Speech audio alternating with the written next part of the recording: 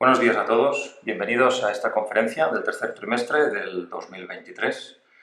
En esta ocasión hemos querido utilizar una fotografía de un navío, barco a vela, barco importante con un buen timón enfrente. Esto al final simboliza, a raíz de la situación complicada que pasamos a principios de año, con los malos resultados a nivel de inversión en el fondo Visa en largo plazo, pues el cambio de rumbo que tomamos es necesario y que creemos que estamos yendo en la dirección correcta. Al final, manejar las inversiones y manejar cualquier cosa que se precie, siempre va a haber momentos buenos y malos, esto es innegable, pero es importante tener la suficiente flexibilidad y ser capaz de tomar la dirección adecuada en el momento adecuado.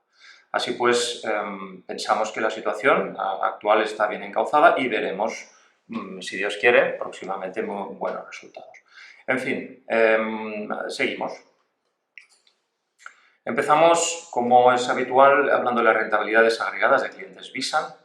Este es un ejercicio de gran transparencia que hacemos siempre, que no todo el mundo hace, evidentemente, y que, bueno, pues a veces va bien y a veces pues no va tan bien. Pero hay que explicar las cosas, esto es súper importante. Vista de pájaro, ¿cuál es la visión que vemos actualmente a nivel nacional e internacional? Crisis de renta fija. Sacamos ahora a colación el tema de la renta fija. Hemos hablado en muchas otras ocasiones al respecto, pero creo que ahora hay que hacer una mención especial, puesto que es lo que verdaderamente está encima de la mesa. Hablaremos de inversión pasiva, puesto que ahora hay una gran moda, desde mi punto de vista con tintes de burbuja, en relación a la inversión pasiva y qué pensamos al respecto y qué puede ocurrir en los próximos años. Hablaremos de Visa en largo plazo y finalmente las conclusiones. Muy bien. La rentabilidad agregada de los clientes a lo largo de este año ha sido negativa en un menos 6,12.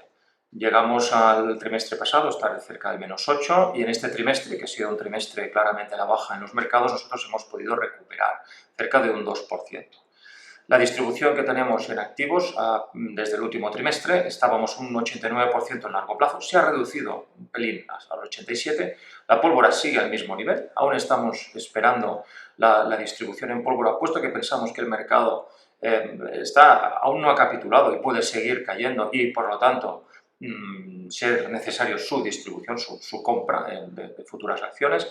Y finalmente el blindaje ha subido un poco, básicamente por requerimientos de la planificación. No nos olvidemos que Visan es una casa de planificación financiera y de inversión, y la parte de planificación financiera dirige en grandísima medida cómo distribuimos los activos, y por distintas circunstancias de varias familias ha sido necesario empezar un proceso más agresivo de blindaje de lo que es habitual y, por lo tanto, hay una mayor proporción. No es que nosotros pensemos, tenemos que tener más blindaje. No, eso lo decide la planificación financiera. Muy bien. La rentabilidad agregada de los clientes, las tendencias, pues han sido muy buenas a lo largo de estos años, pero esto ha sido un mal año para Visa.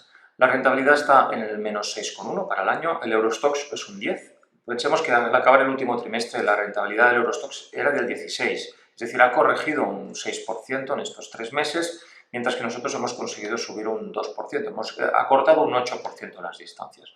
Aún así, sigue siendo evidentemente un mal año. El IBEX, a ver, tenemos muy poca exposición al IBEX y siempre lo hemos ido informando, ha ido muy bien. Lleva 10 años desastrosamente mal, pero bueno, yo creo que es muy probable que en los próximos años el IBEX empiece a tener mejores resultados que el promedio. Vivienda española, la evolución de los precios sigue al alza, sensiblemente se está ralentizando ya, lógicamente con la subida de tipos de interés, y está en este año cerca del 6,3%.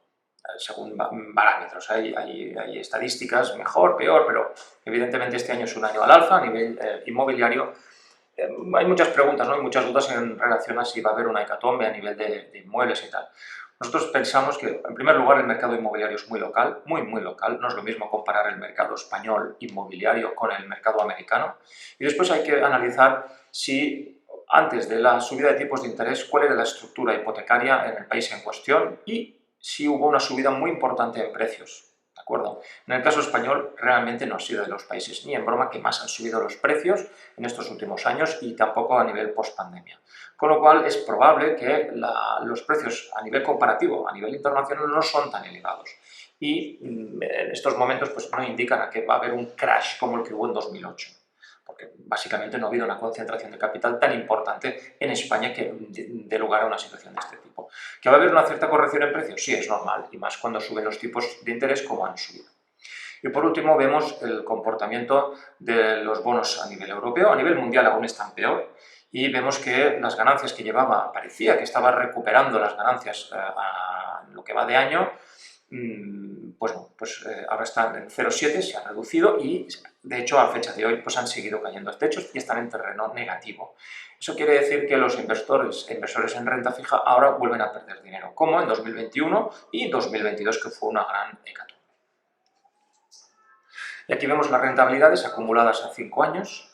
Nosotros al final, cuando hablamos de blindaje, decimos, a ver, hemos de poder asegurar, ¿vale?, que a 5 años vista, al menos, tengamos rentabilidades positivas. Esto, a ver, ni tan siquiera podríamos asegurar esto, pero es nuestro objetivo, intentamos hacer esto. Aquí vemos la vista de pájaro, es decir, qué deberíamos más o menos ganar a nivel de rentabilidad año tras año, según si tuviéramos una inversión diversificada, ¿no?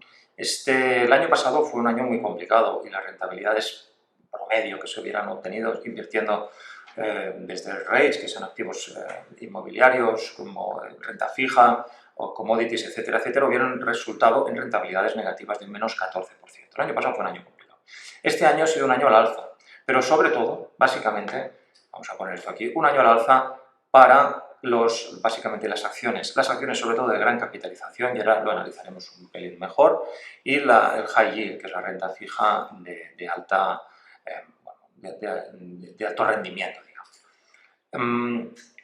El cash también está generando bastante dinero, por fin, después de tantísimos años de represión financiera. Empezamos a tener una remuneración por tener el dinero en el banco.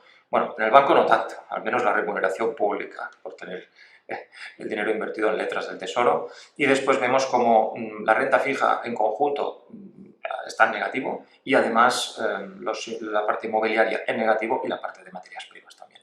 Un año, en principio, no tan fácil, no tan agradable, y empieza a dar muestras de tintes de agotamiento en muchos sentidos, salvo la renta variable, perdón, de gran capitalización.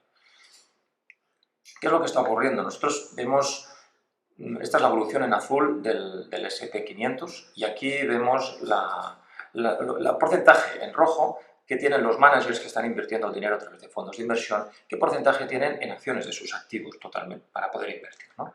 Entonces, por ejemplo, vemos que a partir de mayo de este año empezaron a subir los mercados, y los managers pasaron del 50% de exposición en acciones casi al 90%.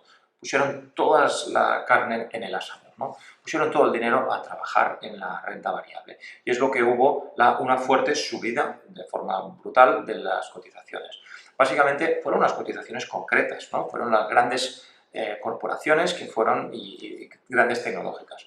De hecho, el sentimiento que hubo en estos días, ¿no?, en estos meses pasados, en relación al Nasdaq, que son las empresas tecnológicas y las que mejor han funcionado, ha sido brutal. Desde nuestro punto de vista, nocivo, muy, muy nocivo, y hay que ir con muchísima cautela cuando vemos indicadores de este estilo, puesto que suelen ser tops de mercado, o cerca de tops de mercado, muy importantes, y hay que ir con muchísimo, muchísimo cuidado. A nosotros, desgraciadamente, el posicionamiento que tuvimos no fue totalmente la contra, porque veíamos que esto no era sostenible, pero el mercado, entendamos, que es realmente sorpresivo, y es imposible predecir las cosas. Uno puede guiarse por parámetros y que los parámetros pues no encajen, o que sí pueden encajar, pero un poco más tarde, unos meses más tarde, un tiempo más tarde, y estar fuera de tiempo.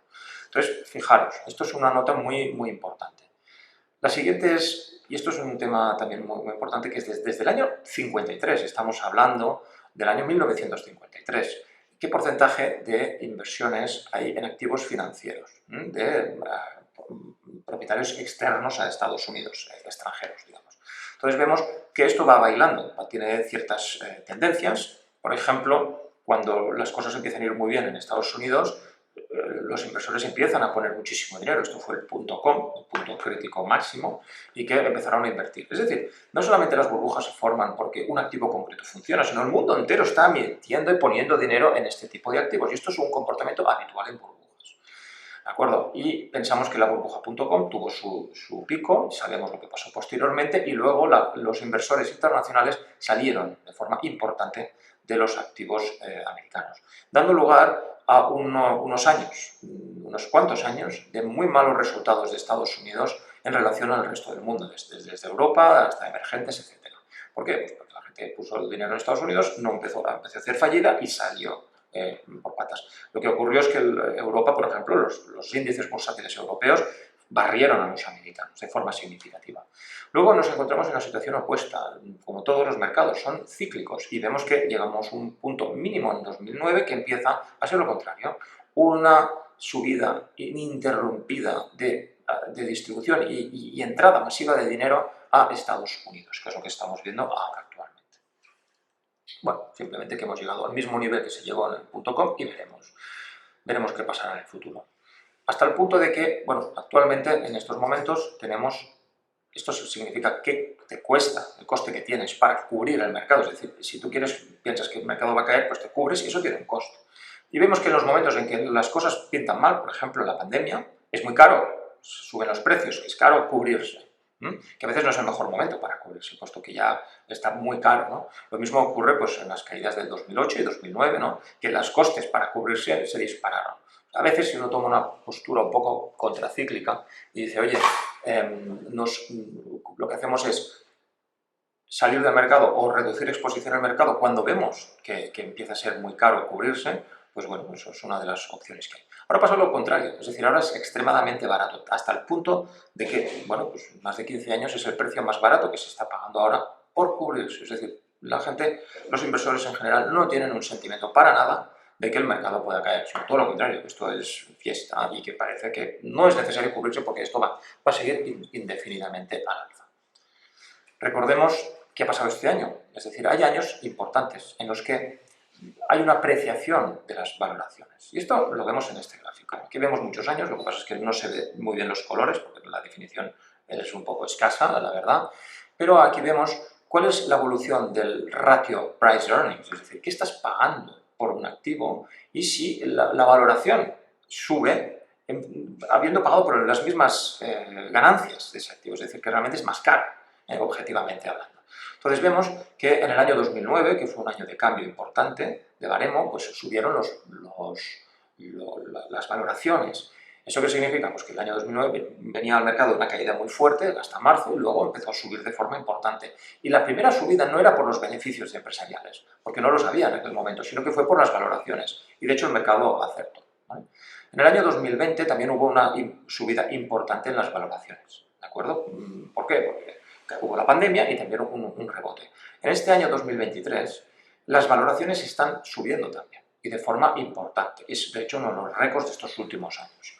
Entonces aquí cabe preguntarse, ¿esto tiene sentido o no tiene sentido? ¿Esta subida en valoraciones es acertada o no? ¿Qué ha ocurrido?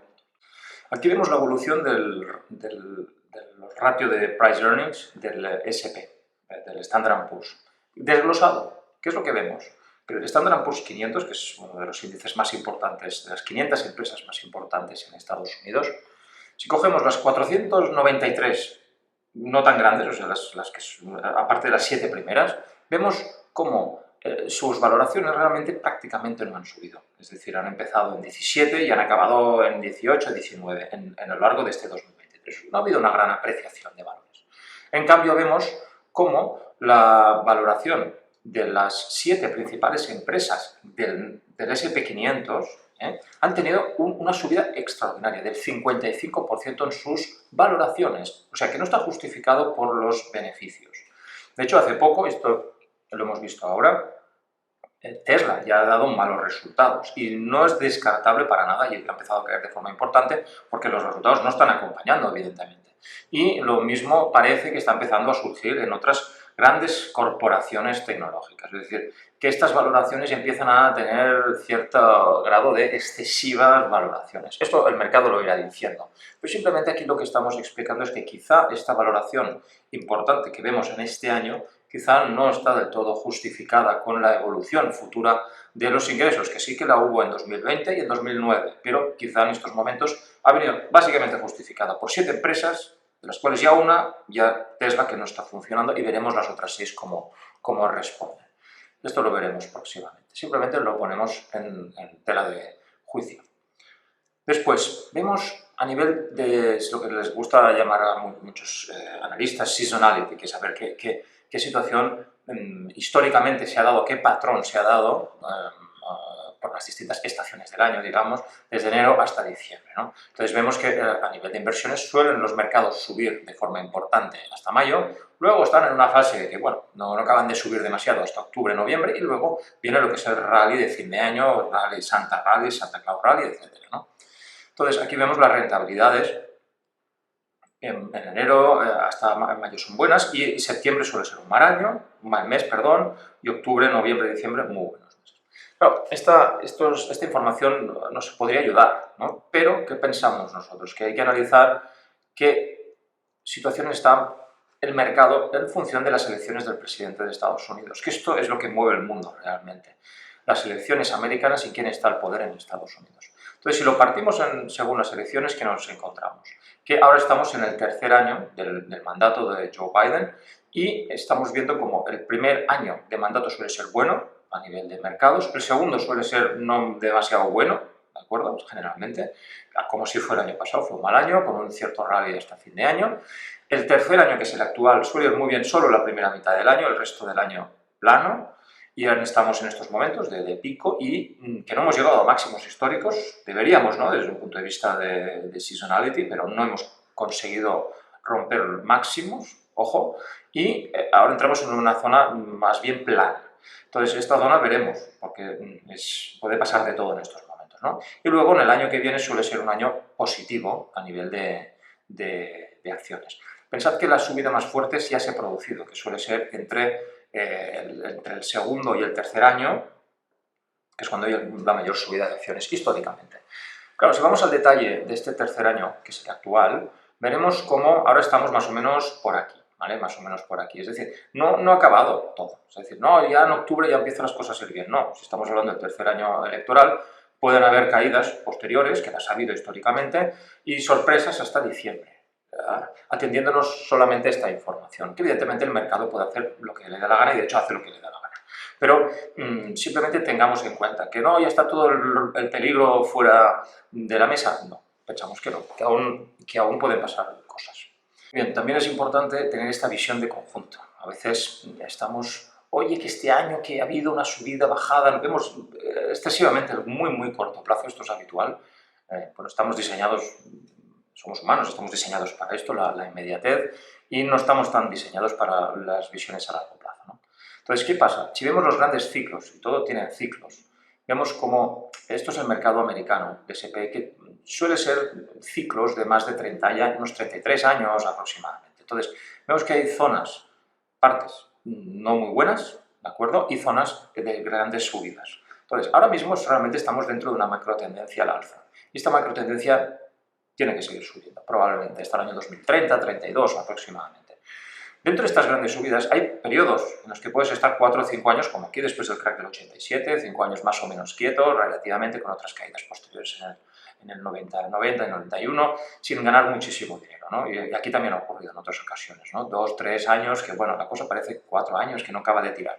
Esto es habitual, pero estamos dentro de un gran mercado alcista y simplemente que tengamos presente esto, ¿no? Que estamos en una tendencia que el viento va a favor nuestro, sopla a favor, pero bueno, pues puede haber momentos no tan agradables, ¿no? Y de hecho el mercado no ha vuelto a máximos como sería deseable, así que de corregir, pues posiblemente la vuelta a máximos podría ser ya a finales del 2024 o lo veríamos a 2025, lo iríamos viendo, ¿no?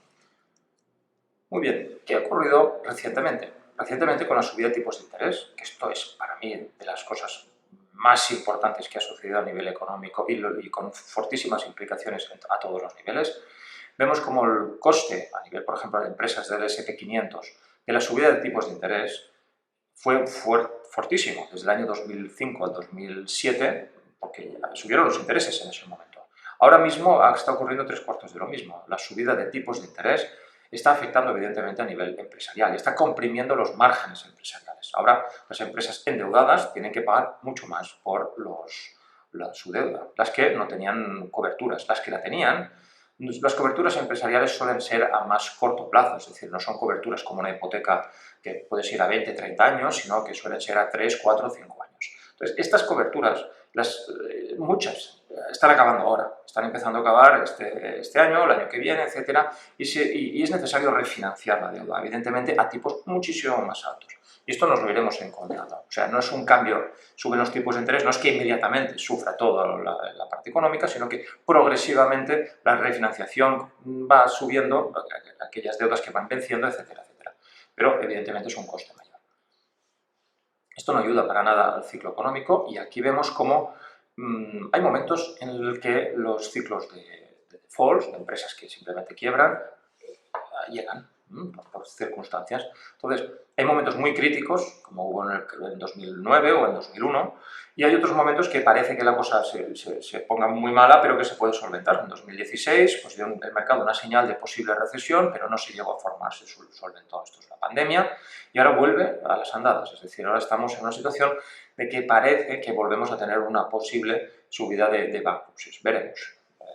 Pero sí hay que tener en cuenta esta situación. Esto es a nivel europeo. A nivel europeo está ocurriendo tres cuartos de lo mismo, es decir, el nivel de quiebras que están habiendo y que se están sucediendo cada vez es mayor, ¿no? Y bueno, pues la tendencia es clarísima, ¿no? Muy bien, aquí vemos la situación china. Simplemente es una pequeña nota y explicar que cuando alguien habla de China, la situación de China, sobre todo uno debe centrarse en la parte inmobiliaria, puesto que el gran esfuerzo de los inversores chinos, en general la gente inversora china, ha sido no a nivel tanto empresarial o bursátil, que es muy pequeño, sino a nivel inmobiliario.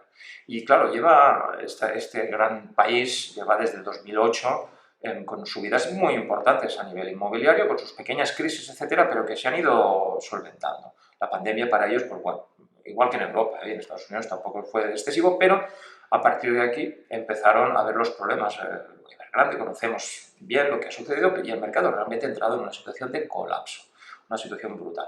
¿Qué pensamos? Bueno, pues que es probable que esta reducción ya del 82%, imaginaros que caída más importante en este índice de Real Estate High Yield, es muy importante. Entonces, pensamos que está empezando a dar señales de estabilización, pero no ha acabado aún. Es posible que encontremos alguna nueva caída, algún mínimo, una caída más baja, etcétera, etcétera, y lo iremos viendo. Pero esta es la situación china en estos momentos y, de hecho, mucho inversor internacional ha salido de China precisamente por esto, por estas caídas. Aunque, de todos modos, si analizamos la situación china, vemos que a nivel interno no están tan mal, pero sí, sobre todo la parte inmobiliaria. Recordemos España. Cuando cayó el ladrillo fue tremendo para los españoles, ¿no? Y muchísima gente sufrió, y lo mismo que está pasando en China. Pero ha habido otros sectores que han conseguido remontar y muy bien, como por ejemplo todo el tema de servicios de hostelería, viajes, etcétera. Con lo cual, bueno, China ya es un país suficientemente potente y con una diversificación muy importante, y la industria está empezando a tomar el relevo de todo lo inmobiliario. Lo iremos viendo. Muy bien, y después nosotros tenemos una preferencia por el dólar, porque sabemos que el dólar, a pesar de que tiene sus vaivenes, es como una especie de cobertura, sobre todo cuando vienen momentos muy, muy complicados, ¿no? y las cosas se desmadran, sobre todo a nivel internacional. A corto plazo puedes tener 2 años malos, 3 buenos, tal. No estamos invertidos para hacer especulación con el dólar, ni mucho menos, siempre lo hemos decidido y explicado así a las familias, sino que para nosotros es cuando las cosas se ponen realmente mal, la gente se suele refugiar en el activo predominante. En estos momentos el activo predominante es el dólar a nivel internacional. Se habla mucho de que está perdiendo su estatus, etcétera, etcétera. Nosotros pensamos que claro que lo va a perder. Todas las divisas de reserva, todas han perdido su estatus. Desde el Imperio Romano, persas, etcétera, todos pierden el estatus. Lo que pasa es que hasta que llegue ese fin, esta situación, pasan muchas cosas. Y de momento no creemos que sea ahora mismo la situación esta. Al contrario, con la escalada de conflicto internacional, guerras, etcétera, etcétera, va a haber cada vez más uso. De hecho, el euro, curiosamente, es el gran perjudicado desde la guerra de Ucrania, y la gente se está empezando a dar cuenta de que la zona euro pues, está pasando a ser irrelevante a nivel internacional. En Europa ya no pintamos nada realmente, porque bueno, son muchos países, todos desorganizados, es un poco de desastre, y el euro cada vez está en más desuso, en contra de la narrativa que se suele oír, ¿no? El euro fantástico y el dólar un desastre. Veremos. En esta situación vemos como Esto es el euro dólar ya desde el año 81. Y vemos un poco la evolución que ha habido. Su punto de máxima esplendor fue el 2008, que eran máximas expectativas a favor del euro, de Europa. Se acabaron cuando vino la crisis de deuda soberana europea, a partir del 2011 y 2012, y desde entonces pues, el euro ha ido perdiendo pistonada de forma constante con un canal bajista bastante importante, ¿no? Entonces, aquí vemos como la evolución, pensemos como si fuera una pelota de ping-pong, ¿no? Va rebotando, y llega un momento en que encuentra líneas de soporte, que es esta línea verde, que es un gran soporte que hay desde hace multidécada, y siempre lo ha ido más o menos aguantando, ¿no? Lo aguantó en la pandemia, lo aguantó en momentos bastante críticos, ¿no? Pero claro, ahora en 2022 lo perforó, cuando hubo toda la caída importante de renta fija y renta variable, esto lo perforó, y vemos cómo ha rebotado, rompiendo el canal alcista, intentando, esta línea que era un soporte ahora pasa a ser una resistencia. Entonces, tiene que intentar romperla para arriba, para volver a tener la tendencia al alza, si quisiéramos mantener esta tendencia al alza. Lo ha intentado la tercera vez, fue la más agresiva, no lo pudo hacer y desde entonces ha colapsado. Ahora estamos en este punto de aquí, veremos qué le pasa al euro dólar. Desde nuestro punto de vista, con toda la incertidumbre a nivel internacional, creo que tener una exposición de momento hasta cierto punto en dólares es prudente, al menos una exposición mínima en dólares. Aunque si pensamos que bueno, somos un país que trabaja en euros y que nuestra mayor, o sea, tenemos que tener una porción enorme e importantísima en euros, evidentemente. Pero bueno, el dólar no lo olvidemos para nada, todo lo contrario. Después, otro de los temas que se ha hablado mucho es la inflación. Aquí he habido, pues, bueno, esta es la inflación que verdaderamente se desató en 2022. Después ha ayudado mucho la bajada de precios del carburante, ¿de acuerdo? Hasta bajar a niveles del 1,9, se comentaba a nivel triunfalista, a nivel español, pues oye, qué bien, y la inflación 1,9 está controlada. Bueno, nosotros nos centramos también mucho en la subyacente, que es, a ver, quitando energía y otros factores importantes muy cíclicos, y claro, ahora los precios de la gasolina vuelven a subir. Bueno, veremos hasta qué punto, pero simplemente que la batalla, nuestra reflexión es la batalla de la inflación, no creemos que esté ganada, ni muchísimo menos. ¿Por qué? Pensamos que la inflación se comporta de forma cíclica y suele de oleajes, como las olas del mar, ¿no? Hay olas, de repente viene una ola de inflación tremenda, se ponen los ajustes, el mercado también consigue reducirla y de repente suele venir otra, ¿vale? No suelen estar aisladas. Lo mismo, esto fue en los años 40 y esto es en los años 60, ¿no? También vemos una ola, dos, hasta tres, ¿no? Y luego se dijo basta, tomaron las medidas que se tuvieron que tomar, con subidas de tipos de interés hasta, esto en Estados Unidos, del 20%, imaginaros, tipo de interés al 20% a corto plazo para frenar esta situación que se estaba desmadrando completamente. Así pues, simplemente decimos, no nos fiemos, la inflación puede ser que siga y que es una de las tesis que tenemos ahora.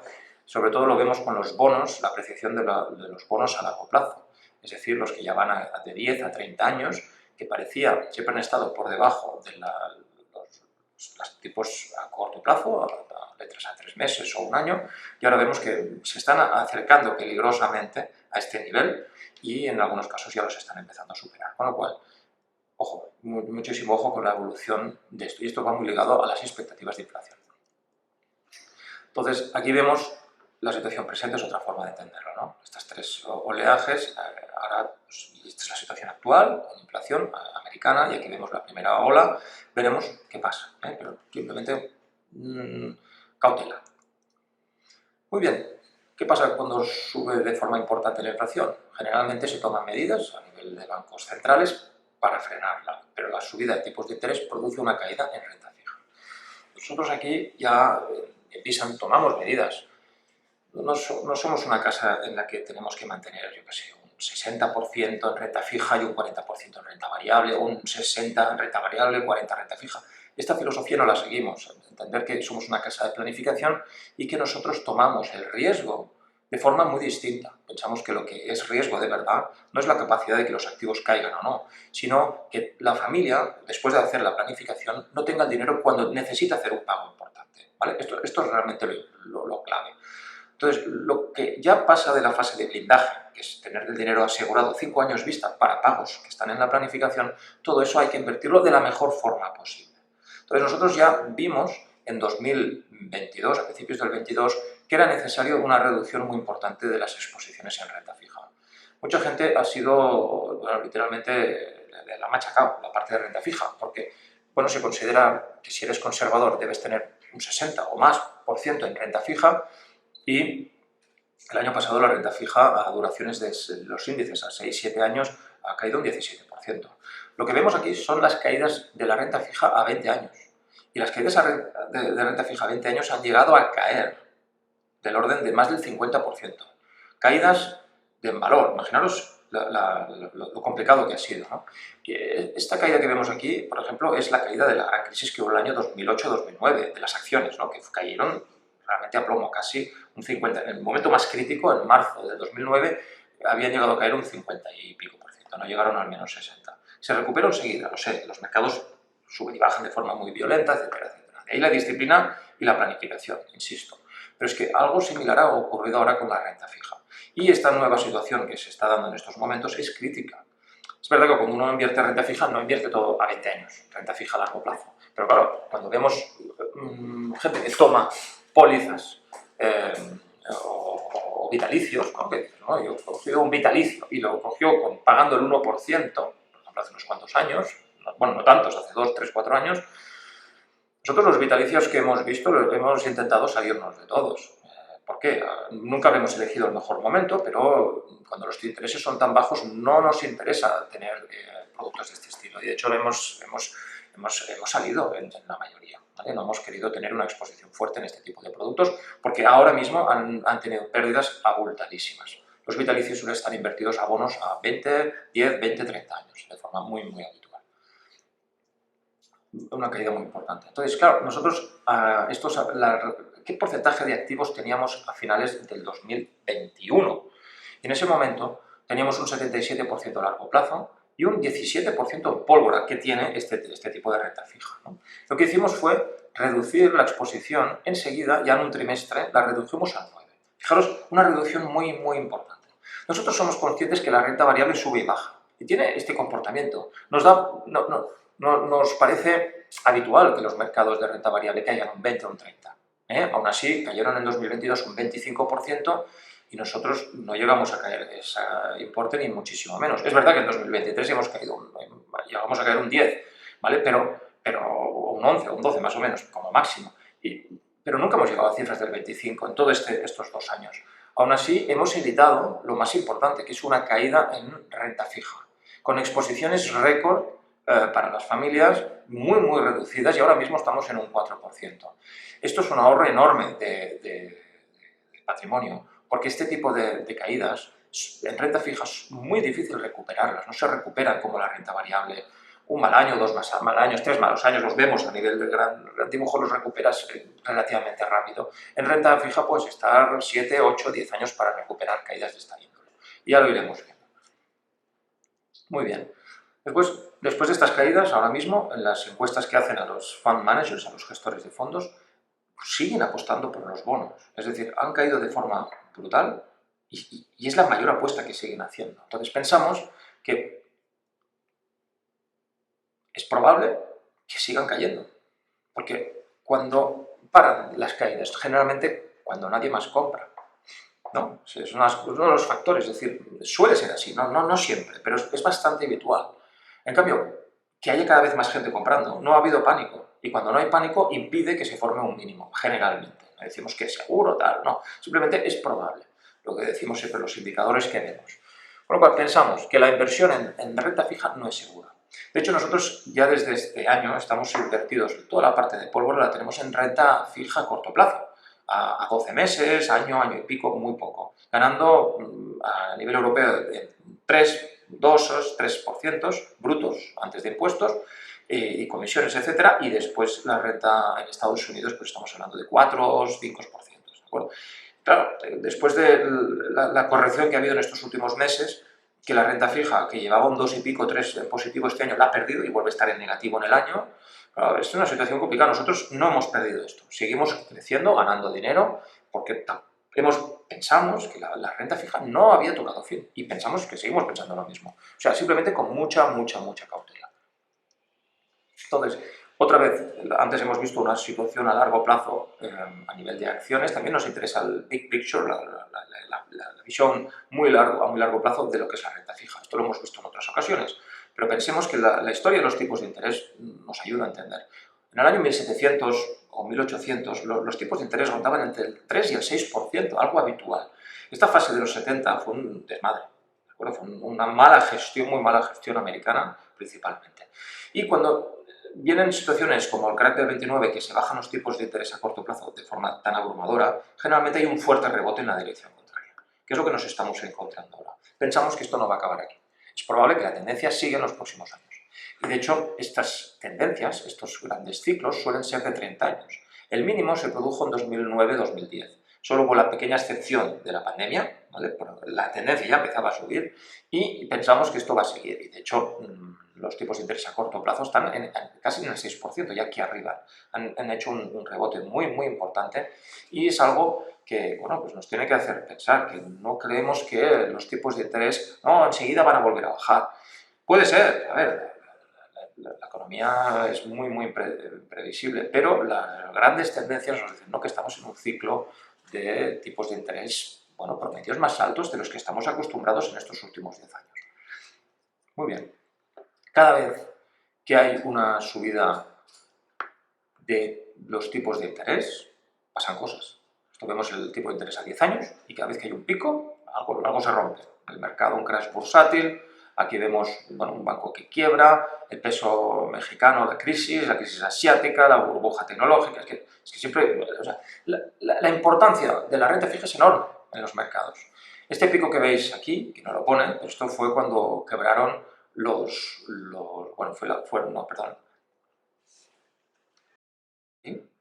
Este en concreto corresponde al octubre del año pasado, que fue el mínimo del mercado, y entonces se suaviza, de ahí viene la siguiente subida del mercado de acciones, pero se marcó un mínimo muy importante en renta fija. Ahí es cuando empezaron a estar a punto de quebrar muchos planes de pensiones ingleses. La primera ministra inglesa fue despedida, ¿de acuerdo? O sea, que hubo mucho follón. Y tuvieron que hacer intervención a nivel de mercados, básicamente la Reserva Federal, el Banco Central japonés y el Banco Central Europeo y el inglés, todos al unísono, porque se empezaba a desmadrar la situación. Llegados a este punto, los agentes del mercado se cubrieron, empezaron a tomar cobertura del asunto. Lo que implica que cuando los tipos volvieron a subir al mismo nivel no había ese dolor, porque ya estaban, hoy, por cuidado, nos vamos a cubrir. Con lo cual lo probable es que, al contrario, los tipos sigan subiendo al alza, hasta que llegue a una situación bastante descontrolada que no sabemos cuándo será. Si le añadimos la situación de inestabilidad geopolítica y, sobre todo, desde mi punto de vista, la situación americana de descontrol presupuestario que vemos en el gobierno de Joe Biden, entonces vemos como hay excesivo gasto, no hay control del gasto y lo que está ocurriendo es que el mercado está exigiendo un mayor pago por la deuda de Estados Unidos y por ende el resto del mundo, porque todos vamos de la mano de lo que está sucediendo en Estados Unidos. Están exigiendo, ya que ven un descontrol fiscal clarísimo, pues oye, pues si quieres ir gastando por ahí, ¿cómo lo vas a pagar? Pues difícilmente vas a poder hacer una subida draconiana de impuestos porque hundirás la economía. Con lo cual, ¿qué es más probable? Pues que empieces a emitir más dinero, como han hecho tantas ocasiones en el pasado muchos países de dudosa control fiscal adecuado y para poder seguir pagando la fiesta, ¿no? Entonces, ante esta situación es muy probable que ya por un tema fiscal y de no creerse la situación del presupuestario y control presupuestario en Estados Unidos se exija cada vez más dinero. Europa sigue más o menos igual, es decir, Europa no es que tenga un control presupuestario muy elevado, sobre todo los países, ya lo sabemos, los del sur, y Alemania pues tiene un mayor control, lo están gestionando en principio, lo están intentando gestionar como pueden, pero evidentemente la crisis energética les está pasando una factura importantísima. Muy bien, veremos. Entonces, ¿qué ocurre? Que hemos llegado a un punto en que el yield, es decir, qué porcentaje de beneficios tienen las acciones, con el porcentaje de beneficios que te da la renta fija a corto plazo. Ya es superior lo que te da una letra del tesoro a lo que te pueden dar las acciones. Cuando esto ocurre, pues las acciones suelen estar sobrevaloradas o ha habido un problema realmente con los tipos de interés a corto. Por eso muchas veces lo que hacen es luego bajarlos de forma abrupta, la Reserva Federal, etc. Pero eso lo veríamos. Pero en todo caso es una señal importante de alarma, y hace tiempo que está. Y otra señal muy importante es cuando la diferencia de lo que se paga a 10 años a lo que se paga a 3 meses o a 2 años, etcétera, en este caso es una curva de 10 años a 2 años, empieza a invertirse, es decir, se paga más a 2 años que a 10. Dices, no debería pagarse a largo plazo algo más, porque pasa más plazo, hay más riesgos. Pues no, hay veces en el mercado que el interés a largo plazo es más corto, más bajo que el de a corto plazo. Cuando esto ocurre, llega un momento en que el mercado empieza otra vez a pagar más a largo plazo. Estas subidas, generalmente, y es lo que está sucediendo ahora, son fuertes precursoras de recesión. Lo veremos, ¿vale? Pero la situación está empezando. Y es lo que estamos diciendo, la subida de los intereses a largo plazo, que es lo que está sucediendo en estos momentos, es posible que rompa algo. No sabemos el qué, pero se está empezando a dar y pensamos que puede ser grave. De hecho, la primera víctima, hace poco, y en septiembre, a finales de septiembre, fueron las utilities, es decir, empresas muy endeudadas, por ejemplo, de luz, agua, gas, etcétera, americanos, ¿no? El sector de utilities americano, esto es el S&P, que ha perdido un 1% en pocos días, pues el sector perdió un 11%. Esto ha sido básicamente una hecatombe muy motivada por las subidas importantísimas de renta fija. Estas compañías tienen que refinanciar su deuda, pero claro, a un interés mucho más elevado, ¿no? Y evidentemente tiene un coste.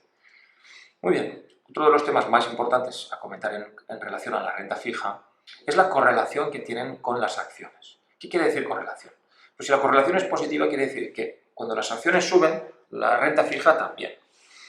Y por eso es interesante tener renta fija. ¿Cuándo? Pues cuando hay una correlación negativa.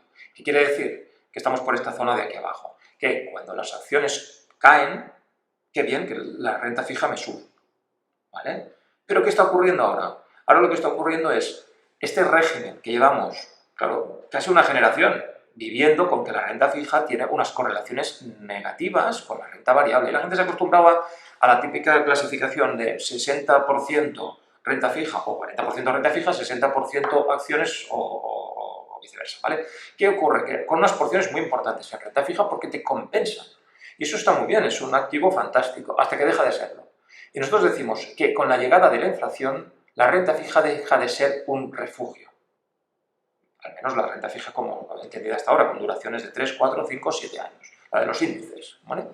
Y la renta fija de los índices es peligrosa, porque en estos momentos te puedes encontrar que entramos en un régimen de correlación positiva, ¿vale? Este gráfico y este es el mismo, lo único que este gráfico nos coge desde el año 1930 y ya estos últimos años, y este gráfico se acaba en el 18, una cosa así, pero coge ya desde el año 1875. Interesante ver también que las correlaciones positivas entre renta fija y renta variable son lo habitual en la historia. Lo raro es que tengan correlaciones negativas, pocas veces ha habido.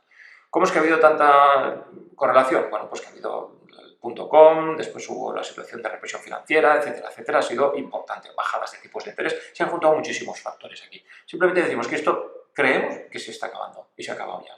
¿Por qué? Porque están entrando oleadas fuertes de inflación y por lo tanto la renta fija hay que ir con muchísimo cuidado y estamos alertando. Y de hecho es un motivo más para haber tenido una exposición tan baja en renta fija y haber salvado literalmente muchísimo dinero a las familias al no cogernos pillarnos el toro por esta vía.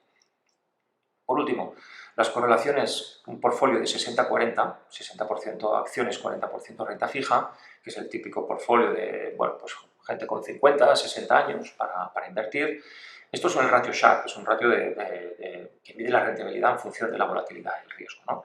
Entonces, ¿qué ocurre? Que el Sharpe normalmente te va bien, cuando hay crisis te va mal, etcétera, etcétera. Claro, llevamos una temporada larguísima que ha ido siempre bien. Y esto también tiene mucho que ver con las políticas de quantitative easing que ha habido en Estados Unidos y también en Europa y que ha inflado la renta fija de forma muy importante. Simplemente decimos, y es una demostración más, de que la típica cartera 60-40 con renta fija, renta variable, pensamos que va a tener problemas. A partir de ahora, aquí vemos esta matriz, es muy probable que la volatilidad que antes te la restaba en tu cartera, ganabas por un sitio y perdías por el otro, hace que la volatilidad baja, ¿no? Porque uno sube, el otro baja, te compensa. Pero ahora si van al unísono, te la sube, todo lo contrario, te incrementa la volatilidad. Lo que va a ocurrir básicamente es que te va a obligar a mucha gente que invierte con esta mentalidad de compensar volatilidades, y estamos hablando de muchos billones de dólares, van a tener que vender acciones, porque las tasas de volatilidad de las carteras no van a ser aceptadas por los partícipes, los inversores, lo que va a implicar una reducción de la exposición en acciones, lo que significará pues, que las acciones van a tener más problemas para subir. ¿Vale? Muy bien. Y entramos en la parte, otra parte que queríamos comentar, que es lo que es la inversión pasiva. Nosotros pensamos que la inversión pasiva, sobre todo capitaneada por John Bogle, que nos encanta, es un visionario, pensamos que la inversión pasiva es una evolución clarísima del mundo de las finanzas, ha traído cosas muy buenas, pero que en estos momentos creemos que se está en una situación de abuso. Pero bueno, como todo, ¿no? Las cosas buenas a veces si se abusa, pues no son tan buenas. Aquí vemos el dinero que ha ido a parar a la inversión activa, que vemos que es esta parte de aquí, que a partir del año 14 el volumen era incipiente en la parte pasiva, tomó muchísima fuerza y ha ganado una fuerza brutal, ¿no? Sobre todo en esta última década. Esto coincide también con los índices americanos, el S&P 500 sobre todo y el Nasdaq, que han tenido comportamientos buenísimos, y también a la entrada, recordemos, de capitales de todo el mundo que han ido a Estados Unidos. Todo se ha juntado. Y sobre todo capitaneado por la parte de inversión pasiva, que es la que ha captado netamente más volumen, y hay ahora mismo pues, una auténtica, bueno, pues, yo considero que es una burbuja, porque no está en su sitio, en su proporción correcta de inversión pasiva. Pensamos que la inversión pasiva es necesaria. Nosotros mismos, pensando a largo plazo, tenemos una parte pasiva, ¿de acuerdo? Pero hay que ajustar, no puedes tener todo pasiva. ¿Y por qué? Pues porque, por una cosa muy sencilla, el mundo está basado en ciclos. Cuando todo el mundo hace lo mismo, la mayoría pierde, porque esto funciona así. La mayoría de gente tiene que perder. Los mercados funcionan de este modo. No ganan la mayoría. Porque si ganaran la mayoría todos seríamos millonarios, ¿de acuerdo? Entonces, la gran mayoría tiene que perder. Y ahora la gran mayoría se está posicionando en un mismo sitio, lugar y realmente en unas pocas acciones, muy pocas acciones. Y el gran capital está yendo en esta dirección. Pensamos que es archipeligroso, al menos ir con toda la manada, no lo pensamos que sea lo correcto. Aquí vemos los principales ETFs del mundo, estos son todos los del mundo, y vemos que los 5 primeros son del S&P 500. ¿Vale? Y después vamos el Vanguard Stock Market, aquí vamos a ver un poco más.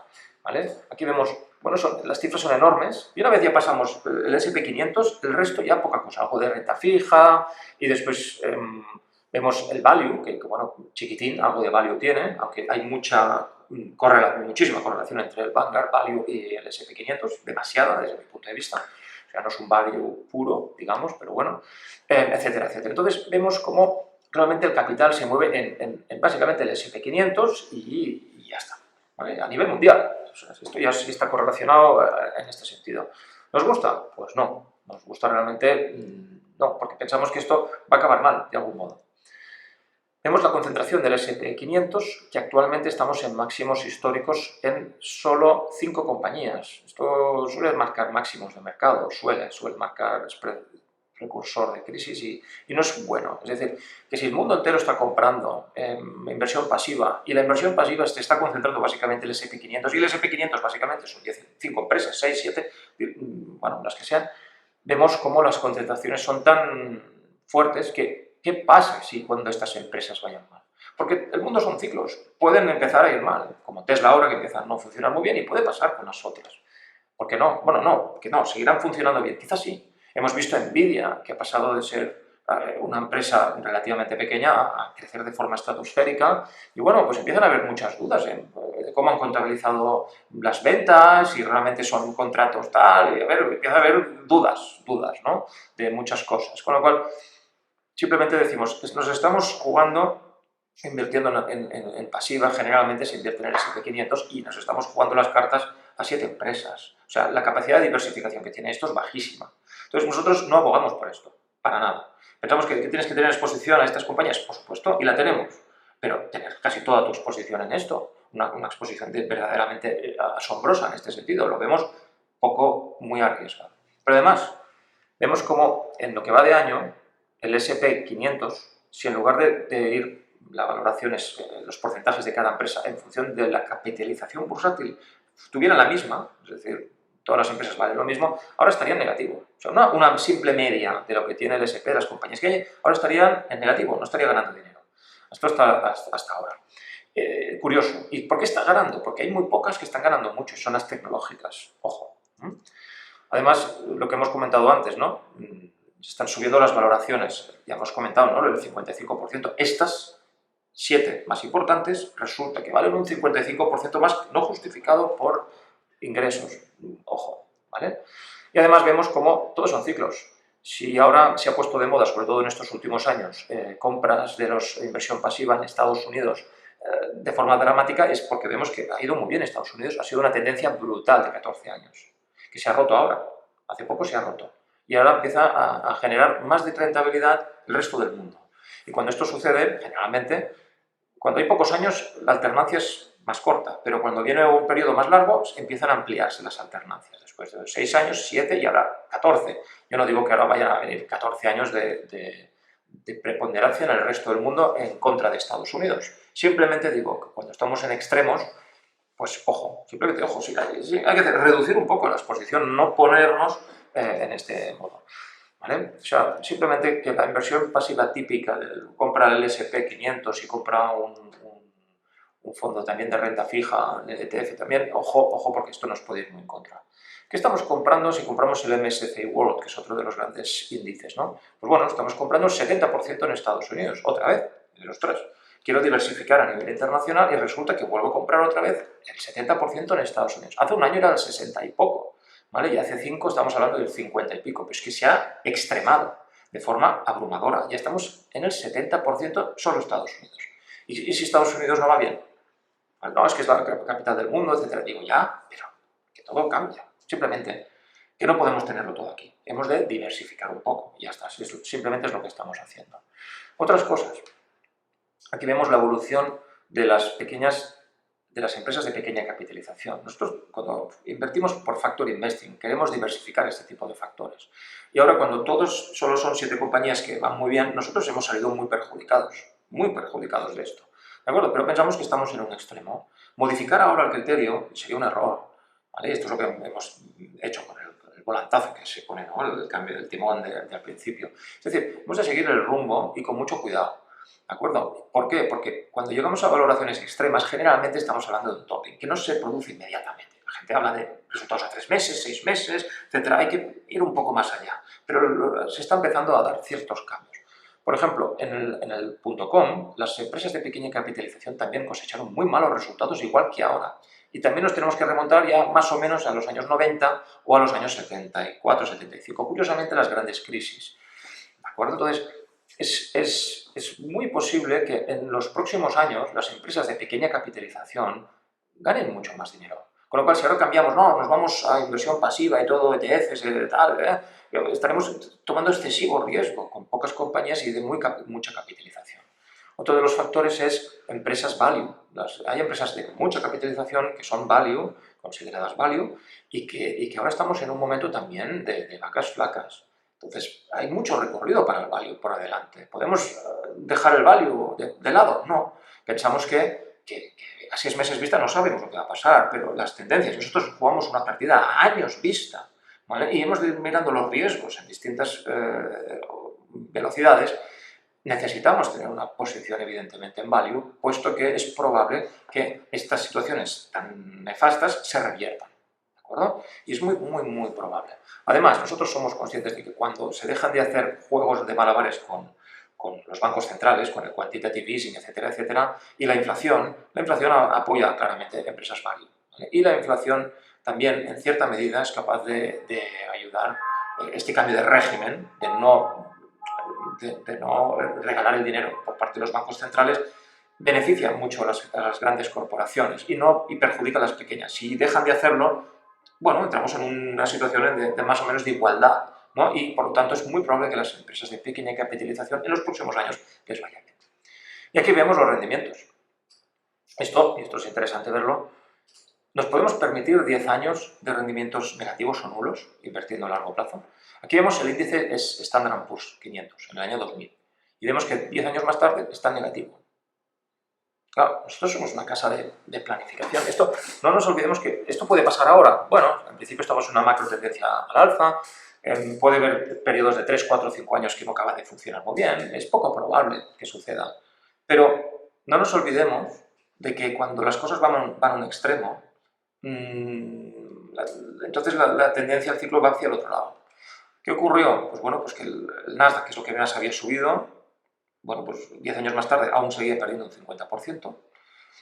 El S&P, pues pudo remontar algo, pero luego lo volvió a perder en la crisis del 2009 y 10 años más tarde seguía negativo. Pero en cambio, por ejemplo, empresas de pequeña capitalización, 10 años más tarde habían doblado el patrimonio, ¿de acuerdo? Y las empresas en mercados emergentes habían más que doblado el patrimonio. También sus caídas, etc. Pero estamos hablando, entonces, ¿hay que ponerlo todo en S&P? Desde mi punto de vista, no, hay que tener una exposición en S&P, evidentemente, pero también en empresas de pequeña capitalización y también en emergentes, y en otros países, etcétera, etcétera. Simplemente esto, porque nadie sabe qué va a pasar, por mucho que uno diga no. Entonces, la cuestión sería, no, pues podemos coger inversión pasiva en empresas de pequeña capitalización. Sí, también, por eso es lo bueno de la inversión pasiva. Lo malo es que cuando se abusa es que todo el mundo concentra en los mismos ETFs, que es la naturaleza humana, concentrar en donde todo el mundo va, ¿no? Simplemente esto. O sea, nos gusta la inversión pasiva, pero bien utilizada. Muy bien, y aquí simplemente otra exposición más. Nvidia, ¿no? Nvidia, vemos que desde el año 2000 tuvo unas valoraciones precios sobre ventas enormes, se calmaron después del crack y bueno, pues empezaron a subir de forma muy importante en 2018 y aquí podíamos pensar, bueno, ya hemos pasado la burbuja, tal. Pues no, siempre puede crecer más. Y hasta ahora, ¿no? Que ha sido brutal lo de Nvidia. Simplemente decir, ojo con las valoraciones extremas. ¿Qué ocurrió con las empresas más potentes del Nasdaq en estos los siguientes años, ¿no? Después de la gran caída? Pues fijaros que crecieron a nivel fundamental, las ventas crecieron muchísimo. Estamos hablando de Cisco, Microsoft, Amazon, etc. Han crecido mucho, pero los múltiplos, lo que se pagaba por ellas, se redujo muchísimo, de forma brutal. Por eso cayeron tanto las cotizaciones a pesar de que ganaban más dinero. O sea que, hoy gana más dinero, les va bien las ventas, no tiene que significar que les vaya mejor a nivel bursátil, porque si estabas pagando precios carísimos, puede ser que ahora no estés dispuesto a pagar precios tan caros y aunque la empresa vaya mejor, el precio cae. ¿Vale? Esto es muy importante. Y aquí vemos la rentabilidad global, que tardaron, pues bueno, pues eso, prácticamente, fijaros, en 15 años en recuperar los valores. Así que, ojo con las burbujas, simplemente decimos esto. Y ahora Europa está muy barata. Aquí vemos los precios de Europa respecto a Estados Unidos, mucho más baratos. ¿Vale? También China está mucho más barato, mercados emergentes, bueno, simplemente el mundo es más barato. También Estados Unidos ha tenido un comportamiento muy excepcional, es el gris, ha seguido creciendo muchísimo sus compañías y la generación de dinero. En cambio Europa, fijaros que estancamiento, ¿eh? No ha levantado cabeza desde el año 2012, que es desde que hubo la crisis del euro, no ha levantado cabeza, se han dedicado a hacer políticas de quantitative easing a mansalva, que ha perjudicado enormemente el crecimiento, y lo bueno es que con la aparición de la pandemia y la inflación han tenido que parar toda esta historia, que yo siempre he estado muy en contra de todo esto, que no es nada bueno, y ahora curiosamente Europa empieza a funcionar mejor comparativamente, ¿no? Veremos, aquí vemos la evolución de los distintos países, pero simplemente decir que todo va por ciclos. Venga. Esta es la nueva estructura del fondo, que lo comentamos, de visa a largo plazo. Esta estructura nueva del fondo, que es la que tenemos ahora, esta parte lo recordamos, el 70% es factor investing, es decir, tenemos exposición al mercado, tenemos exposición a las grandes empresas del SP, también las grandes empresas europeas y a nivel mundial también, ¿vale? Por distintos factores. Y tenemos este 30% en liquidez y en estrategia dinámica. Esta es la nueva distribución. En lo que va de año, tuvimos la situación muy complicada a principios de año con resultados muy malos y esto es desde este trimestre, desde el 30 de junio, que es cuando tomamos realmente el volantazo y empezamos a activar las políticas nueva inversión estratégica, ¿vale? y táctica. ¿Qué ha ocurrido? Bueno, aquí vemos la evolución del fondo Visa, que es este, de color azul. Esto en color azul más claro, las cotizaciones no han salido al mercado aún, nosotros las tenemos porque tenemos los valores liquidativos un poco pelinantes y más o menos están por aquí. No son exactos porque tienen que acabar de hacer el cálculo exacto, pero más o menos estamos en esta dirección. Esto negro es el MSCI World y esto que vemos aquí en rojo es el Eurostoxx. Eurostoxx nos había ganado mucha ventaja, el año pasado le sacamos nosotros un 11, ganamos un 11% más que el Eurostoxx y ganamos casi un 20% más que el MSCI, ¿vale? En este año es todo lo contrario, estos 6 primeros meses ha sido un drama, pero estamos volviendo a recuperar posiciones poco a poco con estos cambios que hemos hecho. y esperemos que vayamos en la dirección correcta. Pero es un día tras día, día tras día. Esto no hay que correr y, bueno, y a veces te va bien, a veces no tan bien. Pensamos que las nuevas proporciones son adecuadas. Aquí vemos en color verde cómo ha ido el mercado de bonos, que bueno, ha sido un poco un desastre, y esto que vemos en azul clarito pues son los fondos de inversión comparables con nuestra estrategia de visa a largo plazo.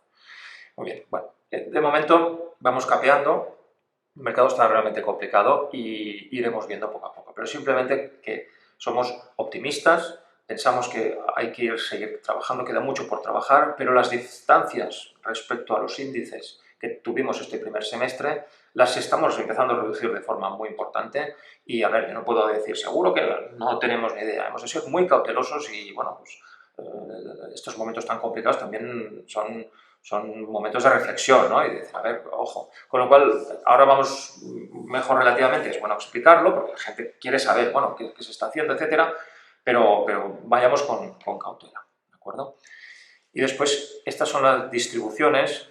Esto fue nuestro error, ¿vale? Nuestra situación que pensamos que nos cubrimos en excesivo, en el peor momento, ¿vale? Pensando que entrábamos en recesión y finalmente no hemos entrado en recesión y esto ha sido nuestro error. Total, que la recesión creemos que va a llegar, pero pensamos que se ha ido retrasando, y este ha sido nuestro error, y puede ser que entre a finales de este año o probablemente el año que viene, ¿de acuerdo? Pues ha habido un retraso. Ahora mismo la situación está estabilizada, como vemos, la situación en cash es relativamente reducida, ahora tenemos una cierta prudencia en estos momentos, evidentemente la situación geopolítica no ayuda demasiado y bueno, pues ahora estamos con esa cautela de momento. Si el mercado cae, evidentemente vamos a caer y si sube, pues también subiremos, ¿vale? Pero simplemente vamos con muchísima cautela. En las acciones que tenemos en la parte dinámica, las pocas acciones que tenemos, básicamente el 50% estamos invertidos en tecnología, en el 9% educación, automoción, energía y materias primas, así está siendo. Muy bien, y hasta aquí. Las conclusiones. Las conclusiones es que probablemente estemos en un periodo de estanflación con crecimientos reales nulos o muy bajos. Ante esta situación y el descontrol fiscal, pensamos que la inflación no se va a ir, no se va a detener, con lo cual, ante situaciones de este estilo, es importante protegernos con acciones. Pueden caer las acciones, pero la renta fija cae más, y de hecho ya lo estamos viendo, está cayendo más. Inmuebles, tierras de cultivo o metales preciosos. El oro no ha acabado de arrancar, pero pensamos que el oro pensamos que puede estar en un momento ya crítico y que próximamente no sabemos cuándo, pero se está empezando a posicionar realmente para tener una subida de forma importante, cosa que no es bueno para la situación mundial, ¿no? El oro realmente no nos protege excesivamente de la inflación, sí de la situación complicada a nivel geopolítica, veremos. El cambio de ciclo seguimos pensando lo mismo, pasamos de una economía virtual a la productiva y sobre todo productiva porque se está acabando la deslocalización, es decir, la gente, y con tanta inestabilidad geopolítica aún más, va a producir cerca. O sea, en lugar de tener una fábrica en China, pues la tendrás cerquita. ¿De acuerdo? Y esto, claro, tiene unos cambios importantes y la gente se va a volver a producir. Está pasando esto en Estados Unidos, está pasando en Europa, etcétera, etcétera. La volatilidad en acciones la estamos viendo ya. Este año subidas fuertes y ahora veremos si también viene algún recorte, ¿no? Ya lo veremos, pero que hay movimientos importantes. Insistimos siempre, plan financiero es la clave, master plan de cada una de las familias, es necesario blindarnos y el mercado luego ya se encargará.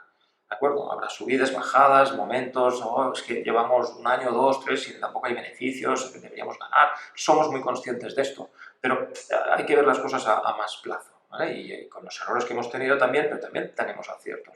Y con los años que llevamos, pues sabemos que, si Dios quiere, hay más aciertos, evidentemente, que errores y que las rentabilidades son buenas, o sea, son suficientes para cumplir todos los planes que tenemos hechos.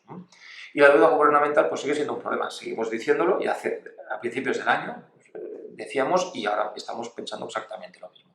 Hay un descontrol fiscal en general y bueno, pues esto siempre provoca pues más emisión, imprimes más billete para poder hacer pagos, etcétera, etcétera, y esto no es bueno. El tema de la pandemia parecía ahora caduco, ¿no? Pero bueno, siempre conviene recordar, ¿no?, que hace 2 años era tremendo, ¿no? Y la guerra de Ucrania será mucho más larga de lo que decíamos. La gente pensaba, si era una guerra rápida, que